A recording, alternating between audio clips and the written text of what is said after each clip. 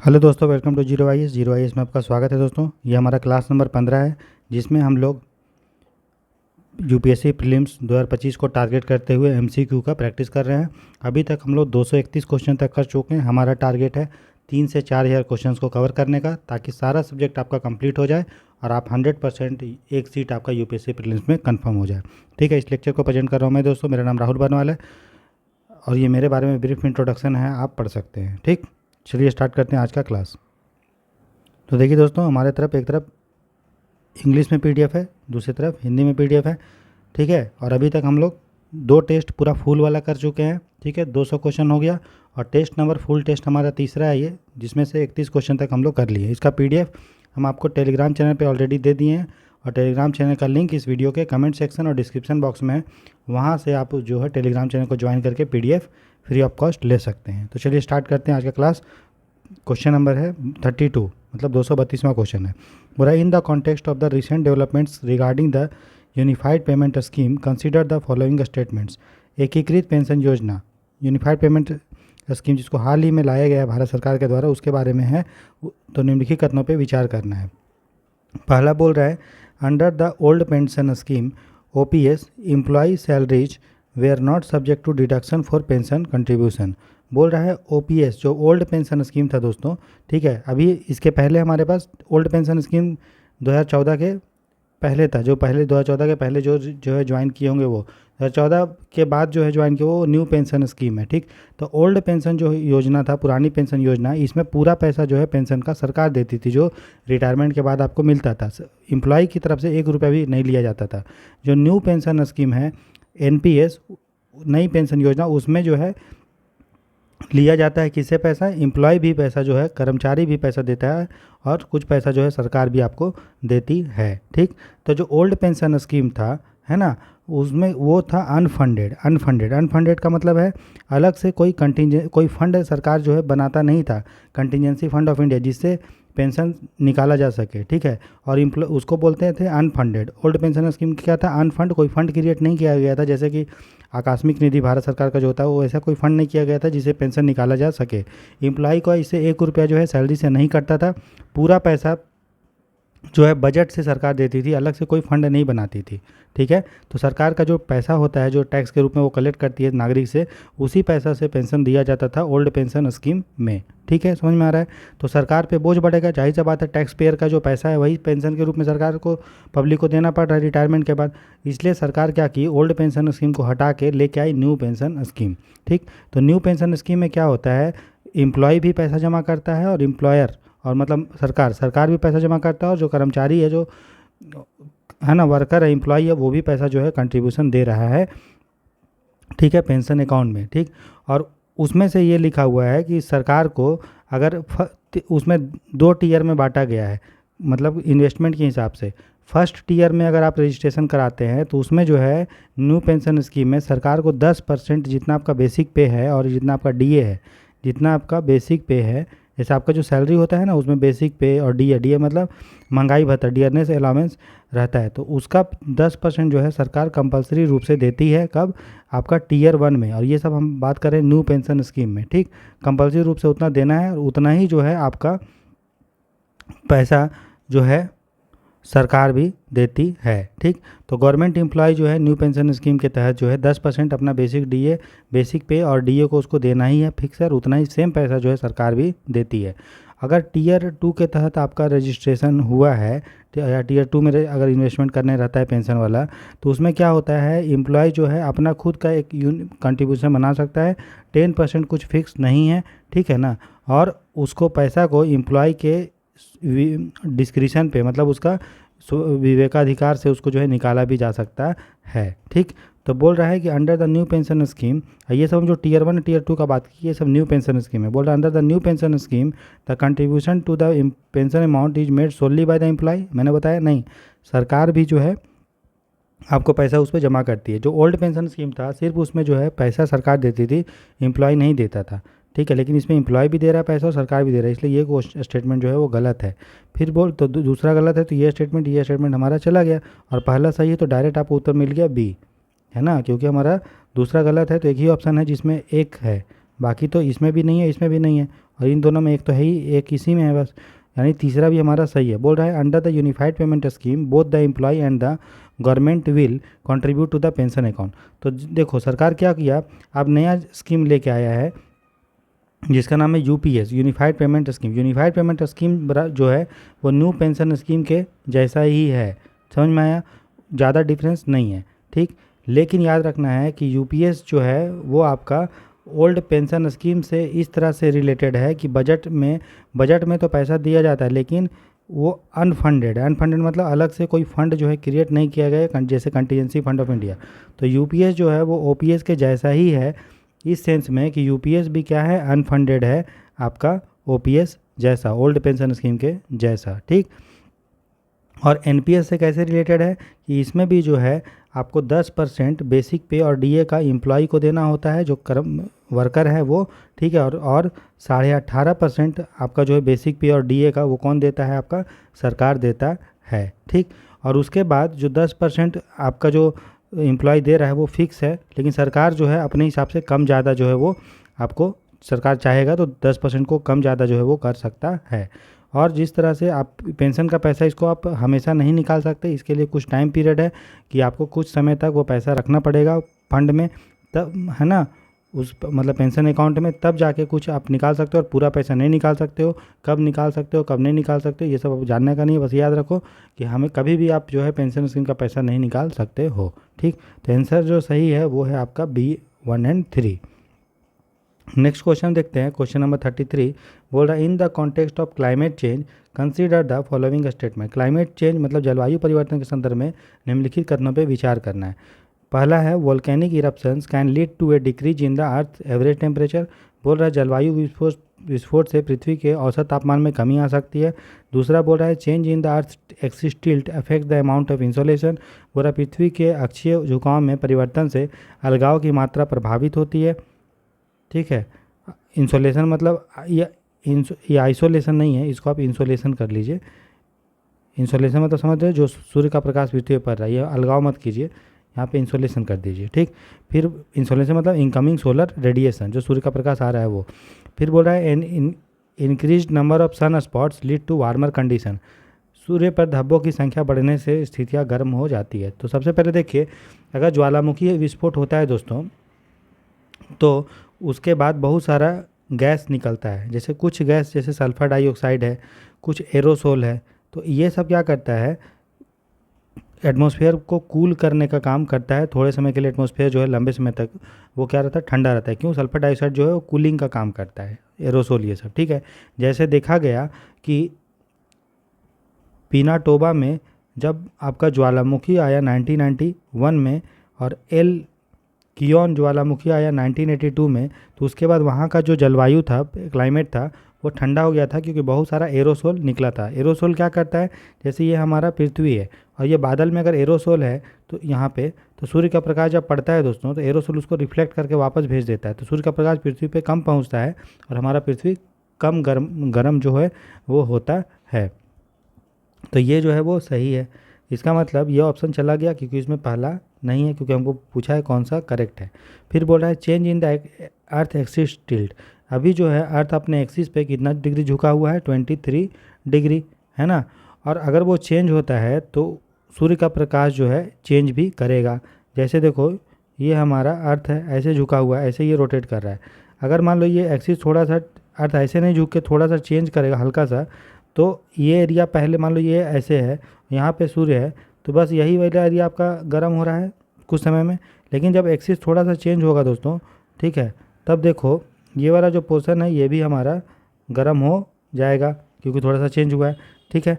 इसका मतलब अर्थ का एक्सिस टिल्ट अगर होता है तो हमारा सूर्य का प्रकाश भी जो है वो चेंज होता है। इसके लिए एक व्यक्ति थे जिसका नाम था, उसको बोलते हैं मिलानकोविच साइकिल। क्या बोलते हैं, मिलानकोविच साइकिल। मिलानकोविच बोला था कि पृथ्वी का जो एक्सिस है वो चेंज होते रहता है, उसके कारण सूर्य का प्रकाश भी, इंसोलेशन भी चेंज होते रहता है, जलवायु भी चेंज होते रहेगा। इसका मतलब दूसरा स्टेटमेंट जो है वो सही है। इसका मतलब ये स्टेटमेंट चला गया क्योंकि इसमें दूसरा नहीं है। तीसरा बोल रहा है कि an increase number of sun spots lead to warmer condition. देखो सन स्पॉट्स क्या होता है, सन स्पॉट्स जो होता है दोस्तों वो सूर्य पे धब्बा होता है। और ये स्टडी हुआ, ये पाया गया कि अगर सूर्य पे जो सन स्पॉट्स है वो अगर हमारा बढ़ता है, बहुत ज़्यादा होता है, तो उसके कारण क्लाइमेट जो होता है वो ठंडा होता है और बारिश होती है, ठीक। और अगर और बादल छाया रहता है, और अगर सन स्पॉट घट जाता है तो वेदर सूखा हो जाता है, गर्म हो जाता है, ठीक। समझ में आया? तो ये स्टडी है, इसको आपको ध्यान रखना है कि सन स्पॉट अगर बढ़ेगा, सन स्पॉट मतलब सूर्य के जो सरफेस होता है उस पर जो धब्बा होता है ना, अभी दिखा रहे हैं आपको, ठीक है, वो बहुत गर्म होता है, लेकिन वो जब बहुत ज़्यादा होगा तो रेडिएशन सूर्य से कम निकलता है और हमारा जो है पृथ्वी थोड़ा ठंडा रहता है और बादल का निर्माण होता है। लेकिन वहीं अगर सन स्पॉट बढ़ेगा, ठीक है, राइट, बढ़ेगा तो वार्मर कंडीशन नहीं होगा, ठंडा होगा, और कम होगा तो ज़्यादा होगा। तो तीसरा गलत है और पहला सही है, तो पहला दूसरा सही है, तो आंसर एक ही बचा, 1 और 2। 33 का हो जाएगा ये। अब देखिए आप सन स्पॉट कैसा दिखता हुआ है, ठीक है। तो देखिए दोस्तों, सन स्पॉट जो होता है वो पृथ्वी पे, यहाँ जो सन पे देख रहे हो डार्क डार्क कलर का जो आपको एरिया दिख रहा है, तो वो ये जो डॉट डॉट दिख रहा है इसको सन स्पॉट बोलते हैं। ये डार्क कलर का होता है और तब होता है जब पृथ्वी मतलब जब आपका मैग्नेटिक फील्ड बहुत ही ज़्यादा हो जाता है सूर्य पे, तब जाके सन स्पॉट का निर्माण होता है, ठीक है। तो उसको सन स्पॉट्स बोलते हैं। दिख रहा होगा आपको, देखो ये सन स्पॉट्स हो गया, ठीक है, ठीक है। तो बहुत ज़्यादा जब सन स्पॉट होगा तो वेदर जो होगा वो ठंडा रहेगा, ठीक है। कि देखिए दोस्तों, हमने आपके लिए क्या किया, जो इम्पोर्टेंट वॉल्केनोज है ना, उसके बारे में आपको बता रहे हैं। ये आपको मैप है, ठीक है, इसको मैं ग्रुप पे शेयर भी कर दूंगा, और नेशनल ज्योग्राफी से जो चैनल है उसमें मैंने डाउनलोड किया इसको अभी PDF से, ठीक है। देखो माउंट आपका जो है सेंट हेलेंस है, ठीक है। कहाँ है सेंट हेलेंस? आपका नॉर्थ अमेरिका में है, ठीक है, और अमेरिका और कनाडा के बॉर्डर पे है, या अमेरिका में आप देख लीजिए, ठीक है, यहाँ तक आपका अमेरिका में है। तो माउंट सेंट हेलेंस है, ये वॉल्केनोज है। उसके बाद माउंट किलुआ हवाई आइलैंड में देख रहे हो आप। उसके बाद पोपो कैटेपिटल, ये आपका कहाँ पे है? मैक्सिको में, ठीक है। पकाया कहाँ पे है? सेंटियागो में। फिर फ्यूगो है, मसाया है, ठीक है। उसके बाद देखो इक्वाडोर पे है आपका चिम्बोराजो वोल्केनो, फिर रेवेंटाडोर है। उसके बाद ये आपका क्या है? पेरू, ठीक है, वहाँ पे क्या है? सबानकाया। ये क्या है आपका? चिली। चिली में क्या है? विलारिका, ठीक है। उसके अलावा आप देखिए माउंट वेसुवियस इटली में है, अस्ट्रोम्बोली इटली में है, ठीक है। उसके बाद एटेले है ना। फिर उसके बाद देखो माउंट किलीमंजारो, ठीक है, माउंट कुलाल, ये सब कहाँ पे है देखिए मैप में आप, ठीक है। उसके बाद नियारा गोंगो, ठीक है। फिर मेडागास्कर के बगल में देखो है पिटोन डी ला फोर्नेस। उसके बाद देखो इंडोनेशिया में खूब सारा है, माउंट सिनाबांग, ठीक है। उसके बाद कराकटाऊ, सेमेरू, डुकोनो, ठीक है।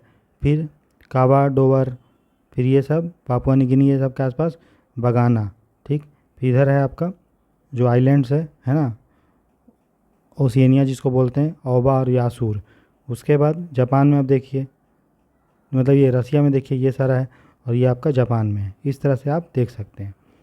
और ये देखिए यहाँ पे एक है वोल्केनो माउंट, मतलब हर्ड वोल्केनो जो आपका इंडियन ओशियन में है। तो ये सारा वोल्केनो है। इसको जो है स्क्रीनशॉट ले लीजिए, इसका हम जो भेज भी देंगे ग्रुप पे। समझ में आ गया? चलिए क्वेश्चन नंबर नेक्स्ट है, बोला consider the following climate initiatives in India. जलवायु पहल के बारे में है। नेशनल वाटर मिशन, राष्ट्रीय जल मिशन, नेशनल बायोडाइवर्सिटी मिशन, जैव विविधता मिशन, नेशनल सोलर मिशन, सौर mission, national green hydrogen mission, राष्ट्रीय हरित हाइड्रोजन मिशन। बोल रहा है which of the following initiatives given above form A part of the India's national action plan on climate change. Bharat ने NAPCC programme जो है वो लेके आया था, जिसके तहत 8 मिशन जो है दोस्तों, ठीक है। National action plan on climate change जो है ये PIB से हमने आर्टिकल लिया है, ठीक है। ये लॉन्च किया गया था 2008 में, ठीक है। कब लॉन्च किया गया? 2008 में। इसके तहत जो है 8 मिशन है। कौन कौन सा 8 मिशन है? National solar mission, national mission for enhanced energy efficiency, national mission for sustainable habitat, national water mission, national mission for sustaining the Himalayan ecosystem, national mission for green India, national mission for sustainable agriculture, और national mission for on strategic knowledge for climate change. तो याद रखिए climate change मोटा मोटा याद कर लो। Agriculture के लिए है, ग्रीन इंडिया के लिए, क्लाइमेट चेंज के लिए, हिमालय के लिए, वाटर के लिए, सस्टेनेबल हैबिटेट के लिए, एनर्जी एफिशिएंसी के लिए, और सोलर मिशन है, बस ऐसा। अब देखिए एक एक करके थोड़ा थोड़ा सब मिशन के बारे में देखिए। नेशनल सोलर मिशन को लॉन्च किया गया था 2010 में, ठीक, और मकसद था 2022 तक हमको 20 गीगावाट सोलर पावर जनरेट करने का। फिर हम लोगों ने इसको बढ़ा दिया, तो धीरे धीरे करके इस तरह से, उसी तरह से नेशनल सोलर मिशन को ऑब्जेक्टिव यही हो गया। फिर national mission for enhanced energy efficiency, ऊर्जा दक्षता को बढ़ाने के लिए हम लोग कुछ कुछ प्रोग्राम लेके आ रहे हैं, जैसे परफॉर्मेंस अचीव ट्रेड है, ठीक है, market transformation for energy efficiency financing platform, फिर platform for energy efficient economic development. तो हर तीनों में energy efficiency energy efficiency energy efficiency है, तो याद हो जाएगा ये तीनों ऐसे ही कि एनर्जी एफिशिएंसी प्रोग्राम के अंदर आता है। और एक है परफॉर्मेंस अचीव ट्रेड, ठीक।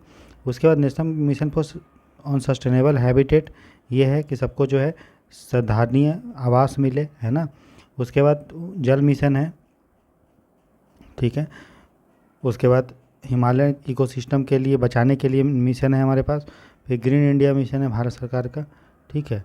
और उसके बाद है हमारा national mission for sustaining agriculture, जिसके अंदर आपका फार्म वाटर मैनेजमेंट है, सॉइल का मैनेजमेंट, हेल्थ कार्ड, सब उसी के स्कीम के तहत हम लोग लॉन्च किया गया है। फिर national mission on strategic knowledge for climate change, ये है क्लाइमेट चेंज के बारे में रणनीतिक जो ज्ञान है वो साझा करेंगे। तो ये सारे 8 मिशन हैं, ठीक है। 2008 में लॉन्च किया गया था और 8 मिशन है।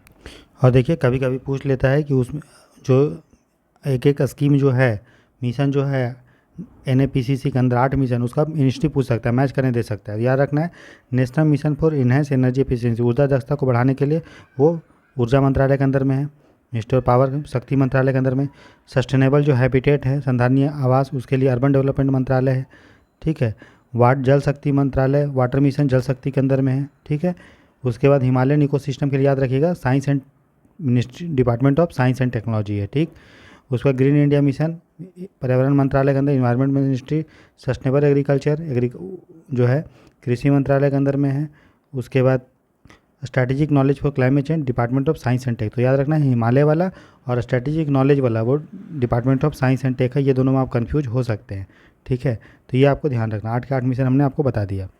तो हमने देखा वाटर मिशन था, ठीक है, सोलर मिशन था, ठीक है, ना तो इसमें बायोडाइवर्सिटी मिशन है और ना ही इसमें ग्रीन हाइड्रोजन मिशन था। तो आंसर जो हो जाएगा वो हो जाएगा 1 और 3। Simple question. चलिए क्वेश्चन नंबर 35 देखते हैं। बोल रहा है the UN world restoration flexi PJ initiative under which of the one of the following. ये करंट अफेयर का चीज़ है, करंट अफेयर का कभी कभी क्वेश्चन पूछ सकते हैं। याद रखिए प्रीलिम्स निकालने के लिए आपको जो मेन फोकस दोस्तों करना है वो है स्टैटिक। आपका स्टैटिक बहुत मजबूत होना चाहिए, ठीक है। और उसी पे हम आपको सिखा रहे हैं। आप देख रहे होंगे कि करंट अफेयर का जो चीज़ है ना, उसको तो हम एनालिसिस कर ही रहे हैं ठीक से, लेकिन जो स्टैटिक पोर्शन है जिसमें आपको कॉन्सेप्चुअल क्लैरिटी चाहिए, उसके लिए हम पूरा डिटेल में आपको पूरा अच्छे से बता रहे हैं। और जो प्रीलिम्स निकलता है, ठीक है, वो आपका स्टैटिक पोर्शन के ही दम पे निकलता है। करंट को बस आप ऊपर ऊपर पढ़ के चले जाइए, ठीक है। ये नहीं कि करंट के पीछे पागल हुए बैठे हैं। मेन फोकस आप स्टैटिक पे करो, जो हम आपको करके बता रहे हैं, ठीक है। और करंट अफेयर बस थोड़ा थोड़ा भी देखते जाएंगे डेली तो आपका हो जाएगा। उतना करंट अफेयर के पीछे पागल मत रहिए कि PT 365 करना है तो फिर विजन IAS का मैगजीन करना है, ये करना है। मेन स्टैटिक पोर्शन पे फोकस करो। और जो 5 सब्जेक्ट है जो कोर चीज़ है, जैसे पॉलिटी हो गया, history, geography, environment and ecology और इकोनॉमिक्स, ये चीज़ों पे साइंस एंड टेक के लिए थोड़ा सा कम भी पढ़ोगे चलेगा, ठीक है। लेकिन ये जो कोर सब्जेक्ट है इसको आपको नहीं छोड़ना है। पॉलिटी के लिए एक ही किताब है लक्ष्मीकांत, उसी को बार बार पढ़ना है। इकोनॉमिक्स के लिए एक ही चीज़ है, ठीक है, या तो मुन्ना सर का इकोनॉमी या विजन IAS का जो हम पढ़ा रहे हैं वो, ठीक। और फिर हम नोट्स से जो पढ़ा देंगे वो वाला चीज़। ऑलरेडी हमने मुन्ना सर का इकोनॉमी पढ़ाया है, प्लेलिस्ट बना हुआ है। इन्वायरमेंट एंड इकोलॉजी के लिए एक ही बुक है, या तो शंकर IAS पढ़िए इंग्लिश मीडियम में है तो, या PMF IAS का बुक आता है वो पढ़िए, या तो फिर दृष्टि IAS का कोई किताब होगा हिंदी मीडियम का इन्वायरमेंट का, वो पढ़िए, ठीक। ज्योग्राफी के लिए कुछ नहीं करना है, 11-12 का 2 NCERT आता है वो कर लेना है, और GC लियोंग का बुक आता है, ठीक है, बस वो आपको पढ़ लेना है, ठीक है। पॉलिटी और हिस्ट्री के लिए क्या करना है, ठीक है, हिस्ट्री के लिए ज़्यादा ताम झाम नहीं करना है। हम आपको हिस्ट्री का खुद नोट्स दे देंगे, या फिर आपने जो भी पढ़ा हो, या तो स्पेक्ट्रम पढ़ा हो, ठीक है, या तो NCERT पढ़ा हो, ठीक, तो वो आपको उससे हो जाएगा। इन सब के अलावा आपको एक बुक जो हम हमेशा बोलेंगे आप उसको पढ़ लीजिए, बार बार पढ़िए, रटिए, वो है आपका लूसेंट का जो बुक है। इतना अगर आप कर लेते हो, ठीक है। और हम जो आपको प्रैक्टिस क्वेश्चंस करा रहे हैं, प्रैक्टिस जो क्वेश्चन करा रहे हैं उसके द्वारा तो पूरा सिलेबस आपका रिवाइज ही हो रहा है। अगर आपने पहले नहीं भी पढ़ा हो तो आपको ये रिवीजन के द्वारा बहुत हेल्पफुल होगा, लेकिन बुक पढ़ना ज़रूरी है। ठीक है, चलिए, और अभी अच्छा खासा समय है, पूरा अच्छे से प्रॉपर यूज़ कीजिए, डेली 12-15 घंटा पढ़िए, आपका एग्ज़ाम बहुत अच्छा जगह आसानी से निकाल लोगे। तो बोल रहा है वर्ल्ड रीस्टोरेशन फ्लैगशिप किसका है, तो ठीक है, तो देखो जो वर्ल्ड रीस्टोरेशन फ्लैगशिप अवार्ड दोस्तों जो दिया जाता है वो दिया जाता है United nation decade on ecosystem, United nation decade on ecosystem restoration, ठीक, के तहत दिया जाता है, उसी का पार्ट है, जिसका जो यूएनईपी और food and agriculture organisation FAO के अंदर में है। इसका काम यही है कि इकोसिस्टम का जो नाश हो रहा है उसको रोकना, उसको वापस अच्छा करना, ठीक, और समुद्र, हर समुद्र में अच्छे से क्या करना, उसका प्रॉपर डेवलपमेंट करना, ठीक। और ये चाहता है कि वैश्विक रूप से ग्लोबल कमिटमेंट हो, ताकि हम 1 बिलियन हेक्टेयर जो ज़मीन है उसको क्या करें, पुनर्जागृत करें, रीस्टोरेशन कर ले, ठीक। तो बोल रहा है ये किसके अंदर में है, तो हमने बताया UN decade on ecosystem restoration के अंदर में आपका आता है United nation world restoration flagship, ठीक, जो यूएनईपी और एफएओ का ज्वाइंट पहल है। तो आंसर जो होगा वो हो जाएगा 35 का सी, ठीक है। नेक्स्ट क्वेश्चन है क्वेश्चन नंबर 36, बोल रहा है कंसीडर द फॉलोइंग स्टेटमेंट्स, निम्नलिखित कथनों पे विचार कीजिए। Salt water crocodile is the largest reptile in the world, खारे पानी का मगरमच्छ दुनिया का सबसे बड़ा सरीसृप है। सही बात है, आपने पढ़ा भी होगा, बहुत बड़ा बड़ा जो है खारा पानी का समुद्र रहता है, ठीक है। उड़ीसा का जो आपका तट है, ठीक है, वहाँ पे आपको बहुत बड़ा बड़ा क्रोकोडाइल मिलेगा, ठीक है। उड़ीसा एकमात्र राज्य है भारत का जहाँ पे आपको मगरमच्छ भी मिलता है, जहाँ पे आपको घड़ियाल भी मिलता है, और जहाँ पे आपको सॉल्ट वाटर क्रोकोडाइल भी मिलता है, ठीक है। सॉल्ट वाटर जो क्रोकोडाइल है वो IUCN में उसका स्टेटस जो है वो क्या है, लिस्ट कंसर्न है, ठीक है। तो बोल रहा है लार्जेस्ट क्रोकोडाइल है, वो सही है। बोल रहा है salt water crocodile is found only in the Bhitarkanika and Andaman Nicobar, भाई भीतरकनिका उड़ीसा में मिलता है सबसे ज़्यादा, अंडमान में भी मिलता है, लेकिन इसके अलावा चूँकि खारा पानी तो हर जगह रहेगा, ऐसा तो नहीं है कि बस उड़ीसा में ही है, आंध्र प्रदेश में भी होगा, अंडमान में भी है, गुजरात में भी है, तो बहुत सारा जगह जो है ये मिलता है। ऐसा नहीं है कि सिर्फ इंडिया में ही वहीं पे आपको मिलेगा, ठीक है। इंडिया के बाहर भी, बांग्लादेश ये सब में भी आपको सॉल्ट वाटर क्रोकोडाइल मिलता है, मैनग्रोव में भी मिलता है, ठीक है। तो ये वाला जो स्टेटमेंट है वो गलत है। तो कौन सा कथन सही है, ठीक है, वो है आपका 36 का ऑप्शन हमारा ए, ठीक है, ठीक। अच्छा, एक चीज़ याद रखिए, जो क्रोकोडाइल होता है ना, ठीक है, जो क्रोकोडाइल होता है वो मगरमच्छ होता है एक, ठीक, और एक तो वो आपका उड़ीसा में मिलता है। मैंने अभी आपको बताया कि घड़ियाल, तो घड़ियाल दोस्तों अपने नेचुरल हैबिटेट में, वैसे तो और भी कई जगह ये मिल सकता है, लेकिन प्राकृतिक आवास में घड़ियाल जो है वो चंबल नदी में ही मिलता है और कहीं भी नहीं मिलता है, ठीक, समझ गए। तो 36 घड़ियाल जो है IUCN में आपका क्रिटिकली इंडेंजर्ड है। घड़ियाल तो आपने सब देखा होगा, ठीक है, जो जिसके ऐसे मुंह होता है और यहाँ पे ऐसे लटका होता है, लंबा उसका मुंह होता है, ठीक। तो ये हो गया 36 का ए। क्वेश्चन नंबर है which of the following pollutants are included under the national ambient air quality standards of India, ठीक है। तो जो हमारा राष्ट्रीय वायु प्रदूषण नियंत्रण जो हमारा स्टैंडर्ड है, अधिनियम नहीं, स्टैंडर्ड्स है 2013, उसके अंतर्गत कौन कौन सा शामिल है, ठीक है।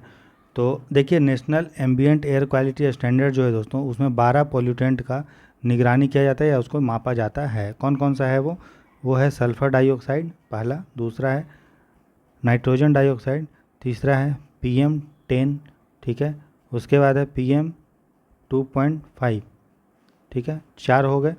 इसके अलावा है आपका ओजोन 5, छठा है लीड, ठीक है, फिर कार्बन मोनोऑक्साइड, ठीक है, फिर अमोनिया, कितना हो गया, 8 हो गया।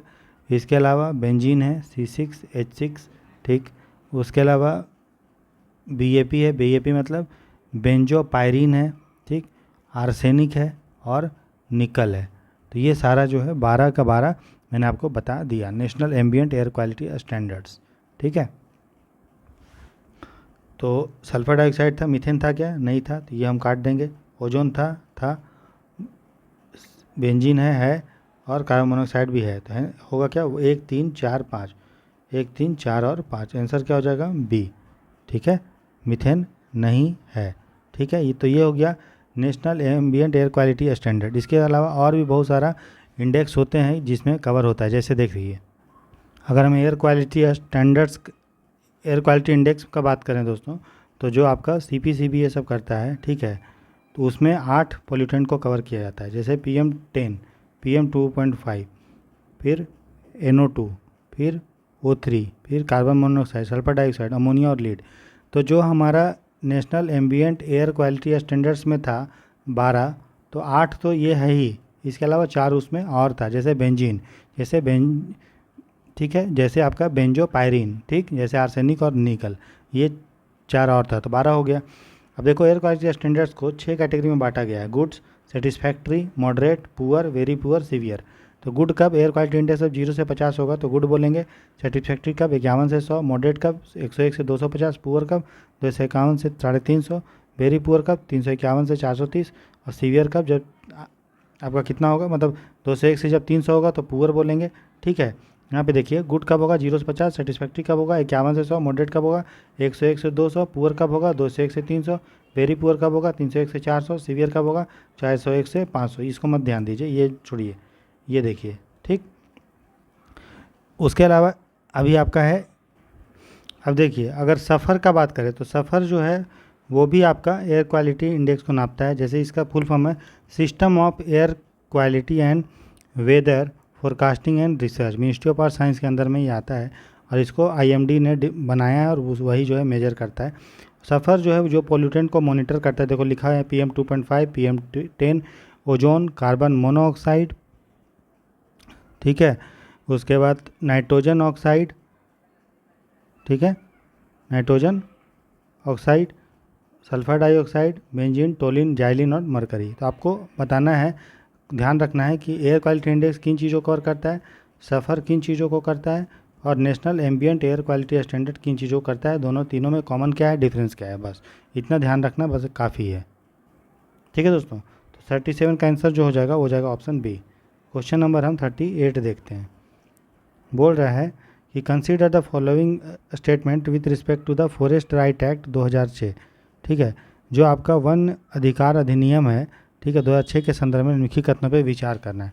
पहला है, the act define the phrase critical tiger habitat for conservation areas in tribal regions. ठीक है, बोल रहा है कि ये एक्ट ने डिफाइन किया है कि क्रिटिकल टाइगर हैबिटेट क्या है। मैंने आपको बताया क्रिटिकल टाइगर हैबिटेट नहीं, जो क्रिटिकल वाइल्ड लाइफ हैबिटेट है, ठीक है, उसको परिभाषित किया गया है हमारा फॉरेस्ट राइट एक्ट में। क्रिटिकल टाइगर जो हैबिटेट है दोस्तों, उसके बारे में मेंशन है सिर्फ और सिर्फ हमारा वाइल्ड लाइफ प्रोटेक्शन एक्ट 1972 में। ठीक है, फॉरेस्ट राइट एक्ट में क्या लिखा है, क्रिटिकल वाइल्ड लाइफ हैबिटेट, जिसके बारे में ऑलरेडी हमने आपको पहले बताया है। ठीक है, ये आपको ध्यान रखना है। तो पहला गलत हो गया। दूसरा बोल रहा है, the act provides for the diversion of forest land for public utility facility with the recommendation of the district collector. बोल रहा है कि अधिनियम में जिला कलेक्टर की सिफारिशों पर सार्वजनिक उपयोगिता और सुविधाओं के लिए वन्य भूमि के व्यपवर्तन पे का प्रावधान है। तो ये गलत है। देखो, इस एक्ट में लिखा हुआ है कि जो वन्य हमारा जो भूमि है, फॉरेस्ट लैंड है, उसको पब्लिक यूटिलिटी फैसिलिटी, मतलब जो ऐसा चीज़ जो सबके लिए ज़रूरी है, जैसे अगर कोई जंगल का प्रयोग हमको स्कूल के लिए करना है, सरकार करना चाहती है दवाखाना के रूप में, या फिर राशन दुकान खोलना चाहती है, या बिजली लाइन, तो उसके लिए आपको ग्राम सभा का सिफारिश का ज़रूरत पड़ेगा, ग्राम सभा का मंजूरी का ज़रूरत पड़ेगा। डिस्ट्रिक्ट कलेक्टर के से काम नहीं चलेगा। ठीक, तो बोल रहा है कौन सा कथन सही है। ठीक है, तो कोई भी कथन सही नहीं। वैसे भी देखिए, ये फॉरेस्ट राइट एक्ट में किसको पावर दिया गया है, इसमें पावर दिया गया है, इसी का एक और नाम है scheduled tribe and other traditional forest dweller, bracket में recognition of forest right act 2006। तो इसमें हम लोग चूँकि शेड्यूल्ड ट्राइब को और भी जंगल में रहने वाले लोग को दिए हैं, जो 3 जनरेशन से लगातार वहाँ पे रह रहे हैं उस जंगल में, उनके लिए अधिकार ये दिया गया है। तो जाहिर सा बात है कि हम लोग ग्राम सभा से पूछेंगे, ग्राम सभा में वही उन्हीं के लोग होंगे, ना कि डिस्ट्रिक्ट कलेक्टर से आपको मंजूरी का ज़रूरत पड़ेगा। ठीक है, तो आंसर क्या होगा, डी, राइट। 39 देखते हैं। बोल रहा है, ओजोन के संबंध में निम्नलिखित कथनों पर विचार कीजिए। Consider the following statement regarding ozone. ठीक है, बोला it is a non reactive gas, बोला कि ये रिएक्ट नहीं करता है। दूसरा, average total ozone concentration is generally lower at the pole than at the equator, बोल रहा है ओजोन जो है ज़्यादा आपको मतलब कम जो है पोल पे और ज़्यादा है इक्वेटर पे। तीसरा बोल रहा है tropospheric ozone is form naturally where stratospheric ozone forms from volatile organic compound and nitrogen oxide. देखिए, जो चीज़ अगर नेचुरली रहेगा तो वो कभी भी नुकसान उतना नहीं पहुंचाएगा। ठीक, हमको पता, आपको बताए थे हमने कि ट्रोपोस्फेरिक जो ओजोन होता है वो आपका ग्राउंड पे रहता है और इसको हम लोग क्षोभ मंडलीय ओजोन को बैड ओजोन भी कहते हैं, क्योंकि हम लोग जो वोलेटाइल ऑर्गेनिक कंपाउंड प्रोड्यूस करते हैं, नाइट्रोजन ऑक्साइड प्रोड्यूस करते हैं, उसी के रिएक्शन से जो है ट्रोपोस्फेयर में ओजोन बनता है। जो ओजोन अच्छा होता है, जिसको समतापीय मंडल ओजोन या गुड ओजोन बोलते हैं, वो नेचुरली बनता है ऑक्सीजन और एक ऑक्सीजन एटम और एक ऑक्सीजन मॉलिक्यूल के रिएक्शन से नेचुरली बनता है। इसको कोई बनाता वहाँ पे आदमी नहीं है। ठीक है, लेकिन जो ग्राउंड पे ओजोन बन रहा है वो फोटोकेमिकल प्रोसेस के द्वारा बन रहा है। जब सूर्य का प्रकाश हमारा वोलेटाइल ऑर्गेनिक कंपाउंड VOC और नाइट्रोजन ऑक्साइड का रिएक्शन करता है तो O3 का निर्माण हमारा होता है। ठीक है, तो ये जो स्टेटमेंट है वो गलत है। पूछा है कौन सा कथन सही है, तो देखो तीसरा गलत है तो 2 ऑप्शन तो ऐसे ही चला गया। इसका मतलब दूसरा जो है वो सही है, क्योंकि दोनों में पढ़ते हैं। बोल रहा है ओजोन कंसंट्रेशन कम होता है पोल पे और ज़्यादा होता है इक्वेटर पे। ठीक है, तो ये एक फैक्ट है, वो आपको ध्यान रखना है कि ओजोन जो होता है वो आपका इक्वेटर पे आपका अधिक है, पोल पे कम है। इसीलिए हम लोग को बोलते हैं ना कि भाई अंटार्कटिका में जो है ओजोन लेयर होल हो रहा है, क्योंकि वहाँ पे ओजोन ऑलरेडी कम है। ठीक है, और इसलिए वहाँ पे कुछ अगर पॉल्यूटेंट होता है, जैसे ग्रीन वो होता है हमारा क्लोरीन जिसे होता है, जैसे क्लोरोफ्लोरोकार्बन या हाइड्रोक्लोरोफ्लोरोकार्बन, तो उससे नुकसान होता है। इसीलिए हम लोग अंटार्कटिका पे, आर्कटिक पे ज़्यादा फोकस करते हैं, खासकर अंटार्कटिका पे। क्यों करते हैं, ये भी क्वेश्चन हमने आपको बताया था कि है ना, हमने डिस्कस किया है कि क्यों आर्कटिक के तुलना में अंटार्कटिक जो है ज़्यादा ओजोन वहाँ पे होल हो रहा है। तो ये जो है स्टेटमेंट वो सही है। फिर बोल रहा है it is A ozone is a non reactive gas, गलत बात है भाई। ओजोन अगर नॉन रिएक्टिव होता तो हम जो क्लोरोफ्लोरोकार्बन छोड़ते हैं तो उससे रिएक्शन तो नहीं होना चाहिए था, लेकिन हमने आपको पहले भी बताया था कि जो हम लोग क्लोरोफ्लोरोकार्बन छोड़ते हैं उसके द्वारा जो क्लोरीन बनता है, एक क्लोरीन एटम लाखों ओजोन के साथ रिएक्ट करके, ठीक है, ओजोन को बर्बाद कर सकता है और उसी से आपका ओजोन गैस, ओजोन जो है होल होता है, ओजोन लेयर पतला हो जाता है, जिसको ओजोन होल बोलते हैं। तो जो हमारा ओजोन है वो ब्लू कलर का होता है, उसका एक अपना स्मेल होता है और वो एक्सप्लोसिव होता है, मतलब बहुत ही विस्फोटक टाइप का होता है। ठीक है, ओजोन नेचुरल भी बनता है। नेचुरल कहाँ पे बनेगा, आपको स्ट्रेटोस्फेयर में, और मैनमेड कहाँ पे बनता है, ट्रोपोस्फेयर में, क्षोभ मंडल में। ठीक, तो ये भी है, ये स्टेटमेंट जो है गलत है। गैर प्रतिक्रियाशील गैस नहीं है, प्रतिक्रिया करती है। ठीक है, तो पहला गलत है, तो आंसर जो हो गया वो हो जाएगा ऑप्शन बी। ठीक, नेक्स्ट क्वेश्चन देखते हैं, क्वेश्चन नंबर 40। बोल रहा है consider the following statement regarding the law commission of India. Bharat विधि आयोग के संबंध में निम्नलिखित कथनों पर विचार करना है। हाल ही में भारत सरकार ने 23वां जो है वित्त आयोग बनाया। ठीक है, मतलब वित्त आयोग बोल रहा हूँ, विधि आयोग बनाया। ठीक है, जिसके अध्यक्ष जो हैं शायद कोई अवस्थी हैं, देख लीजिएगा क्या है। तो 23वां वित्त आयोग बना, उसी को लेके ये करंट अफेयर का क्वेश्चन है। तो नहीं भी अगर पता है फिर भी हम इसको, ऐसे क्वेश्चन को बनाया जा सकता है। कैसे, तो देखिए ऐसे। बोला it is A statutory body establish under the provision of the legal service authority act. यह विधिक सेवा प्राधिकरण अधिनियम 1987 के प्रावधानों के तहत है। अब देखिए, कोई चीज़ अगर 23वां बना है, ठीक है, और विधिक सेवा प्राधिकरण अधिनियम, ये तो आपको पता है भाई, इसके तहत तो नालसा बना है ना, NALSA, national legal service authority. इसके तहत सालसा बना है स्टेट पे, और डिस्ट्रिक्ट पे बना है DALSA, district level service authority. तो कहीं भी तो लॉ कमीशन ऑफ इंडिया हमने लक्ष्मीकांत में भी पढ़ा, तो कहीं भी हमने पढ़ा क्या, वहाँ हमने बात करते हैं CVC के बारे में, NHRC के बारे में, है ना। तो वो सब आपका स्टेचुटरी बॉडी है जो कोई कानून के तहत बना हुआ है। ठीक है, तो ये जो है एक तरह का रिकमेंडेटरी बॉडी है जो सरकार को सलाह देती है कानून के रिलेटेड मामले में। ठीक है, तो ये जो स्टेटमेंट है पहला वो गलत है। ठीक, तो पहला अगर गलत है तो ये स्टेटमेंट, ये स्टेटमेंट, ये स्टेटमेंट तीनों चला गया, क्योंकि हमको पूछा है कि कौन सा करेक्ट स्टेटमेंट है। ठीक है, ये तीनों चला गया, इसका मतलब 2 और 3 सही है। 2 और 3 सही है तो चेक करते हैं भाई कि 2 और 3 सही में सही है या फिर ऐसे ही लिख दिया। तो पहला दूसरा स्टेटमेंट बोल रहा है कि द सर्विंग जजेज of the supreme court and high court can be appointed to the commission. बोला लॉ कमीशन का अध्यक्ष जो है वो सुप्रीम कोर्ट या उसके सदस्य जो है सुप्रीम कोर्ट या हाई कोर्ट के रिटायर्ड या मतलब सर्विंग मतलब जो अभी कंटिन्यूएशन में है वो बन सकता है। देखो कोई भी अगर रिकमेंडेटरी बॉडी वो सरकार को सलाह देती है ना भाई, तो सलाह देगा तो उसका उतना तो पावर नहीं रहेगा सिर्फ सलाह देने का। इसीलिए ऐसे बॉडी में रिटायर्ड जज हो या सर्विंग जज हो, दोनों में कोई भी जो है उसका कमीशन का मेंबर बन सकता है, कोई इसमें डाउट नहीं है। फिर बोल रहा है each law commission is generally constituted for a term of 3 years. बोल रहा है जनरली प्रत्येक लॉ कमीशन को 3 साल के लिए बनाया जाता है। तो ये सही है, आपको नॉर्मल स्टेटमेंट है कि जो भी लॉ कमीशन बनता है वो जनरली 3 साल के बनाया जाता है, लेकिन हो सकता है कि किसी को हम लोग बढ़ा भी सकते हैं। इसमें कोई हार्ड एंड फास्ट रूल नहीं है कि 3 साल के लिए होगा, उसको बढ़ा भी सकता है। लेकिन जनरली चूँकि के स्टेटमेंट बच गया अपना सही तरह से कि हाँ भाई जनरल स्टेटमेंट हो गया सामान्यतः 3 वर्षों के लिए, तो ये एकदम सही है, कोई इसमें डाउट नहीं है।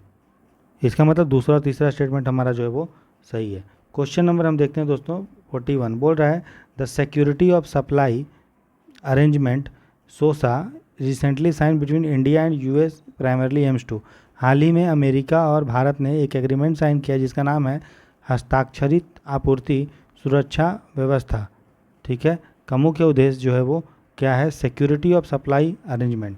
ठीक है, ठीक है। तो हाल ही में जो हस्ताक्षर हुआ है क्या, सिक्योरिटी ऑफ सप्लाई अरेंजमेंट मतलब आपूर्ति सुरक्षा व्यवस्था सोसा, उसका मुख्य उद्देश्य क्या है। तो देखो सोसा ऐसा नहीं है कि भारत मतलब अमेरिका ने इसी के साथ साइन किया है। ऑलरेडी जो है अमेरिका ने 17 देश से ऊपर देशों के साथ सोसा एग्रीमेंट साइन किया है। इंडिया जो है वो एग्रीमेंट को साइन करने वाला 18वां देश है। जब भी सोसा एग्रीमेंट साइन होता है अमेरिका के साथ तो वो तो इसलिए साइन किया जाता है ताकि एक दोनों देश जो है आपस में एक दूसरे का जो इंडस्ट्रियल रिसोर्स है, औद्योगिक जो हमारा संसाधन है वो यूज करे, ठीक है ना, और राष्ट्र सुरक्षा में वो यूज करे। ठीक है, नेशनल डिफेंस राष्ट्र सुरक्षा को प्रमोट करने के लिए एक दूसरे का औद्योगिक रिसोर्स को एक्वायर कर सकता है, हेल्प कर सकता है। ठीक, और ये लीगली नॉन बाइंडिंग है, मतलब अगर हमने एग्रीमेंट साइन कर लिया तो इसका मतलब ये ज़रूरी कंपलसरी नहीं है कि जो उस एग्रीमेंट में लिखा हुआ वो मानना ही पड़ेगा। तो जो सोसा है वो क्या है, लीगली नॉन बाइंडिंग है। क्लियर, क्या है, समझ में आ गया। इसमें गुड्स और सर्विस का सपोर्ट किया जाता है, इंडस्ट्रियल रिसोर्स को लेन देन होता है। ठीक है, तो बोल रहा है ensure the reciprocal priority support for goods and service to address national security supply chain needs. राष्ट्र सुरक्षा आपूर्ति श्रृंखला आवश्यकताओं को पूरा करने के लिए वस्तुओं और सेवाओं के लिए पारस्परिक प्राथमिकता समर्थन सुनिश्चित करना ही है सोसा का उद्देश्य। ठीक है, अगर इंडिया यूएस का रिलेशनशिप का बात करेंगे डिफेंस का, तो इंडिया जो है वो आपका बिगेस्ट ट्रेडिंग पार्टनर था 2022-23 में, चाइना और यूएई को पीछे छोड़ते हुए। ठीक है, इंडिया और यूएस का डिफेंस एग्रीमेंट देखोगे तो इंडस एक्सरसाइज हुआ है ना, India US defence acceleration ecosystem. फिर फाइटर जेट का डील 2023 में, फिर defence technology and trade initiative India US के बीच में हुआ है। ठीक है, इसके अलावा देखिए joint clean energy research and development centre खोलने की बात कही गई है। क्लीन एनर्जी एजेंडा 2030 पार्टनरशिप हुआ है। Global biofuel alliance India Brazil और यूएस का है। ठीक है, ये सब पूछता है, डायरेक्ट बोल देगा किसका अलायंस है। Counter terrorism cooperation initiative India US का है। ठीक है, फिर आपका है iCET initiative on critical and emerging technologies. ठीक है, 2022। उसके बाद है क्रिटिकल मिनरल पार्टनरशिप, इंडिया ने ज्वाइन किया, अमेरिका के द्वारा ये बनाया गया था। ठीक है, क्या है, मिनरल सिक्योरिटी पार्टनरशिप। फिर है हम लोग जो है आर्टेमिस एकॉर्ड के तहत इंडिया और अमेरिका का जो है एस्ट्रोनॉमी में कॉपरेशन है। फिर Nisar, NASA, ISRO synthetic aperture radar बना रहे। इसके अलावा 4 हम लोग का फाउंडेशनल एग्रीमेंट है, जैसे जीएसओ-मिया है, GSOMIA general security of military information agreement. इसके तहत एक देश का अमेरिका और इंडिया का जो मिलिट्री है वो एक दूसरे के साथ जासूसी रूप से इंफॉर्मेशन को शेयर करेगा। ठीक है, उसी का एक पार्ट है जीएसओ-मिया का पार्ट है इंडस्ट्रियल सिक्योरिटी एनेक्स 2019 में। उसके बाद लॉजिस्टिक जो हमारा exchange memorandum of agreement sign हुआ था 2016 में, जिसके तहत एक देश का मिलिट्री फैसिलिटी दूसरे देश का फैसिलिटी जो है यूज करेगा, लेकिन सिर्फ और ईंधन भरने के लिए और थोड़ा सामान उमान को रिप्लेनिश करने के लिए, ठीक ठाक करने के लिए। फिर जो हाईली सेंसिटिव इन्फॉर्मेशन एग्रीमेंट है, जो सिक्योरिटी इक्विपमेंट है वो अमेरिका से इंडिया को देगा।